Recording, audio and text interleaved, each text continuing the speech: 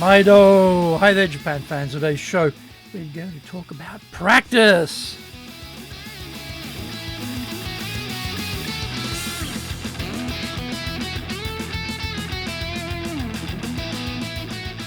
Preseno Master Shimasho. This is the 5th year of the Presentation Japan Series podcast. We are beaming around the world to you from sunny Minato-ku in Tokyo. I'm your host, Dr. Greg Story, your corporate coaching and training guide committed to your success, the president of Dale, Carnegie Training Tokyo, Japan, and the 3-time best-selling author of Japan Sales Mastery, Japan Business Mastery, and Japan Presentations Mastery. My new book, in Japanese, Za Eigyo, is now available on Amazon. Become a better speaker who is clear, confident, persuasive, and highly influential with those around you. Don't forget to subscribe and share this podcast with your family, friends, and colleagues. We are not being sponsored by Libsyn, but we value your privacy, which is why we have our podcast hosted by Libsyn, who, unlike many other podcast hosts, have a strict policy that does not allow access to your private information by anyone. Here is our daily podcast lineup on iTunes. Mondays, the Cutting Edge Japan Business Show. Tuesdays, the Presentations Japan Series. Every second Tuesday, the Business Tatsujin no Oshie Show.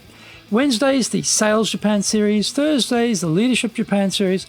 Every second Thursday, the Business Pro Podcast Show. Fridays, the Japan Business Mastery Show. And Saturdays, Japan's top business interviews. Now, this is episode number 313. And today we are talking about the beauty of presentation practice. The date has been set for our presentation. Naturally, we're pretty busy with work, so we borrow that Toyota production line mantra of just in time and leave it all to the last moment to cobble together our presentation. We rifle through our previous presentations looking for slides we can repurpose for this topic, which of course is an excellent time saver. We just managed to get the deck together in time and off we go to the venue.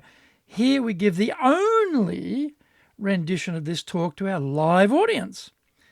This is such a high risk, high wire act, threatening both personal and professional brands. You shake your head as to why on earth someone would choose to do it this way. Toyota makes great cars, and they have pioneered many innovations in the car production area, but they are not the model we need for giving presentations. We need Aesop's fable here about the hare and the tortoise.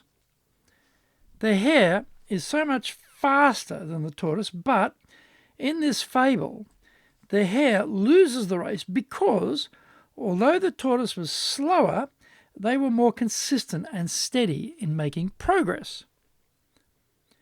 We don't plan to fail, but we fail to plan is an old saw we have all heard before and which we ignore at our peril in any aspect of life. Regarding presentations, restrain your hand from firing up the laptop to start searching for slide decks and instead spend some time tortoising. Who is my audience going to be? What level of expertise will they have on this subject? What are their seniority, age, and gender splits? What are they most interested in? Can I get information from the organizers to enable me to start the planning? Slide deck amalgamation is like firing blindly into the dark because we don't know what our target is for this talk.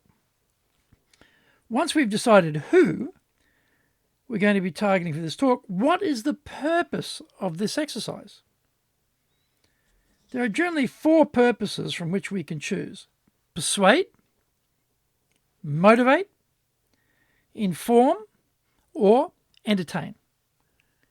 Most public business talks are usually focused on the first three.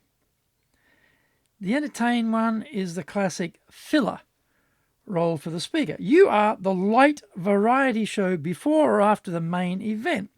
It might be the luncheon or dinner spot at the convention or conference. I hate this one.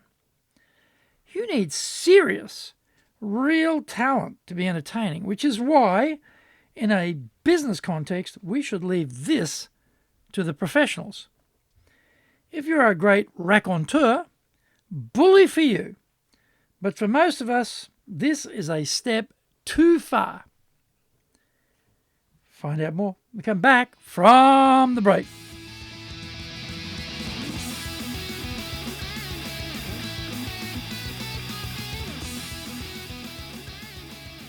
Our show today is brought to you by our public programs, but we also do custom-made in-house classes. Now, we do them in our super safe classroom, we do them live online, and we do them in Japanese, and we do them in English.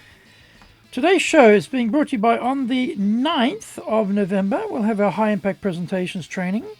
On the 21st, our leadership training for managers. And on the 30th of November, we'll have our Dale Carnegie course. Check out our website at www.dale, D-A-L-E, Carnegie, C-A-R-N-E-G-I-E, .co.jp. Lots and lots of value for you there. Now, to do better in Japan, email me at greg.story@dalecarnegie.com. Get my best-selling books, Japan Sales Mastery, that's the Bible for selling in Japan, and Japan Business Mastery, and my new book, Japan Presentations Mastery. If you like learning by watching videos, there are over 1,000 there for you at Tokyo, Japan, Dale Carnegie TV on YouTube. We release 3 TV shows every week on YouTube. The Cutting Edge Japan Business Show, which is the premier business show in Japan, comes out Mondays. Fridays, the Japan Business Mastery Show, and Saturdays, Japan's top business interviews, where I interview leaders in Japan from SMEs all the way up to the corporate captains of industry on one topic, leading in Japan. Every second Thursday, we release the Business Pro Television Show. Don't forget, you can email me at greg.story@dalecarnegie.com.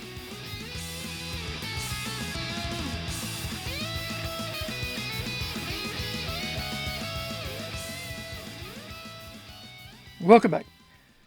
Once we know what our purpose is, we can fix on some key messages. These will depend to a great extent on how much time we've been allotted.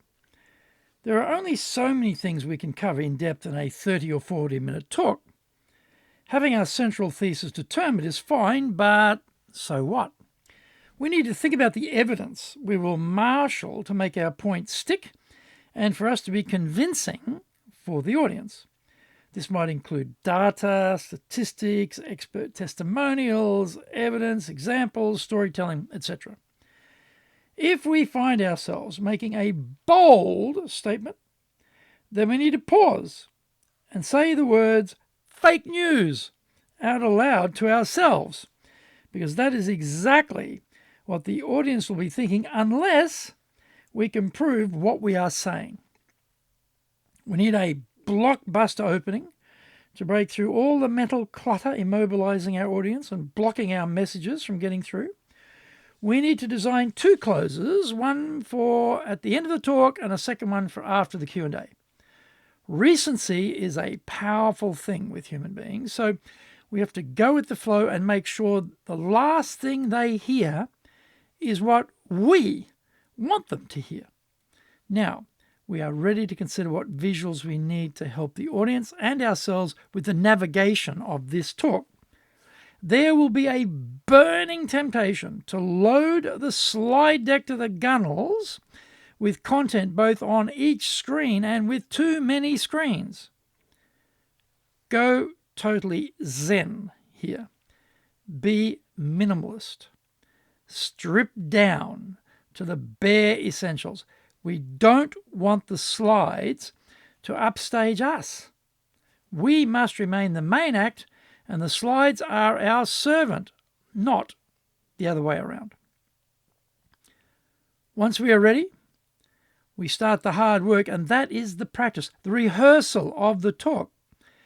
Doing a full 30-minute talk at full power over and over in rehearsal is seriously exhausting, but necessary. We need to know the content, the cadence, and whether we can fit it into the time constraints we are facing. By the time we get in front of our audience, we are a very polished presenter on this topic, fully tooled up to impress everyone with our professionalism.